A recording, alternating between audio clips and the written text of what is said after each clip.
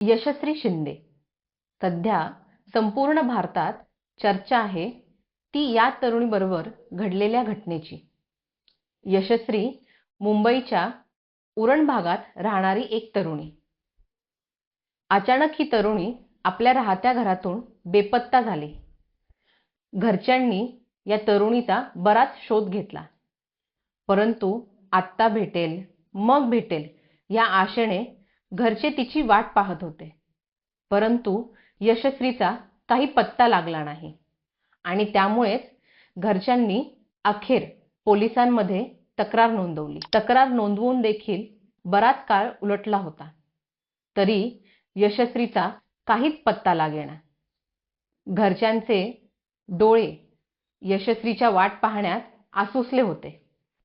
ही प्रतीक्षा संपली ती पोलिसांच्या एका फोनवरून, पण एका दुःखद बातमीने। ती बातमी होती की यशस्वीचा मृतदेह सापडला आहे। यशस्वीच्या मृतदेहाची ओळख पटली ती केवळ तिच्या अंगावरील कपड्यावरून। माध्यमांच्या बातम्यांवरून तिच्या अंगावर बरेच वार होते, चेहऱ्यावर देखील अनेक वार केले होते, त्यामुळे तिची ओळख पटणं कठीण होतं। यशस्वी सोबत ही घटना घडली कशी, पोलिसांचा तपास कुठपर्यंत आलाय हेच जाणून घेण्यासाठी हा व्हिडिओ। नमस्कार, तुम्ही पाहताय दैनिक राज्य लोकतंत्र। यशस्वी शिंदे आपल्या कुटुंबासमवेत मुंबईच्या उरण भागात राहत होती। बेलापूरच्या एका खाजगी कंपनीमध्ये ती काम करत होती। नेहमीप्रमाणे ती आपल्या कामावर निघण्यासाठी सकाळी घरातून बाहेर पडली। संध्याकाळी कामावरून येताना मैत्रिणीकडे जाणार असल्याचं तिने कुटुंबाला सांगितलं होतं।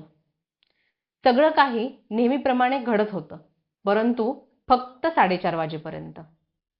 4:30 वाजता कुटुंबाने यशस्वीला संपर्क करण्याचा अनेकदा प्रयत्न केला, पण यशस्वीचा काही संपर्क होत नव्हता। यशस्वी कुठे कुठे जाऊ शकते तिथे घरच्यांनी संपर्क केला।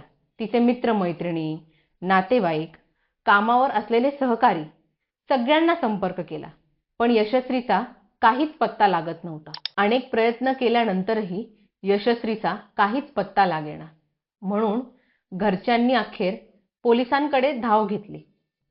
आता दिवस उजडला तो 26 तारखेचा। पोलिसांनीही यशस्वीचा शोध घ्यायला सुरुवात केली।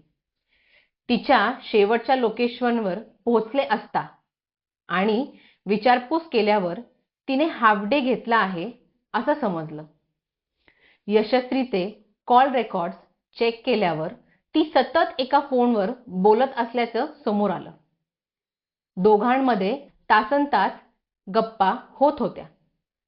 पोलिसांनी या नंबरवर कॉल करायला सुरुवात केली, परंतु हा नंबरही बंद लागत होता।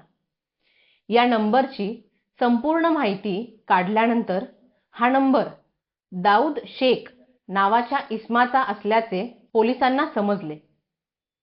मग पोलिसांनी या दाऊद शेखचा शोध घेण्यास सुरुवात केली। संपूर्ण मुंबई पालथी घातली, परंतु हा दाऊद काही सापडेना। या सगळ्यात 26 जुलैचा दिवसही समाप्त झाला, परंतु रात्री 2 वाजता नवी मुंबई पोलीस स्टेशनमध्ये एक फोन आला। उरण रेल्वे स्टेशनच्या बाजूला एक मृतदेह सापडला होता। पोलीस घटनास्थळी पोहोचले असता त्या मृतदेहाच्या आजूबाजूला काही कुत्री भटकत होती।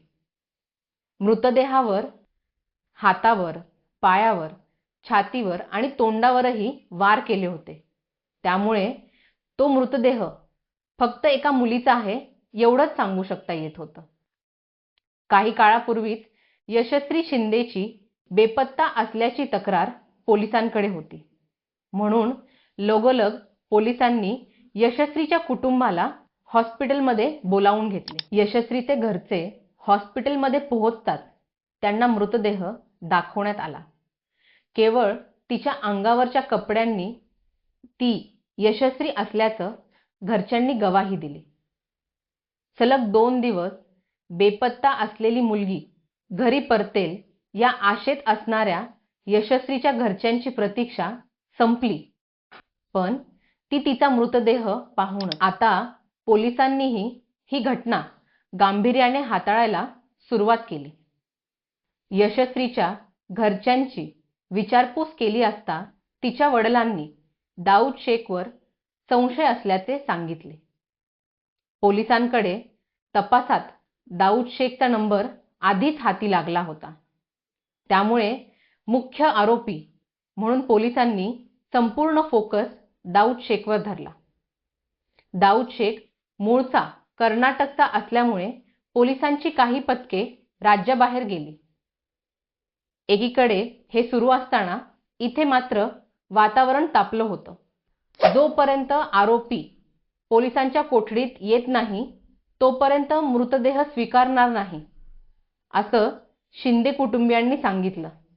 परंतु पोलिसांच्या मध्यस्थीमुळे अखेर यशस्वीच्या मृतदेहावर अंत्यसंस्कार झाले. पण या सगळ्यात मुख्य प्रश्न येतो तो म्हणजे यशस्वी आणि दाऊदचा अखेर संबंध काय होता. यशस्वीच्या कुटुंबाने माध्यमांना दिलेल्या माहितीनुसार 2019 मध्ये यशस्वी व तिच्या कुटुंबाने दाऊद विरोधात विनयभंगाची तक्रार पोलिसांमध्ये दिली होती. त्या तक्रार अंतर्गत दाऊद विरोधात पॉक्सो कायद्याअंतर्गत कारवाई सुरू झाली होती.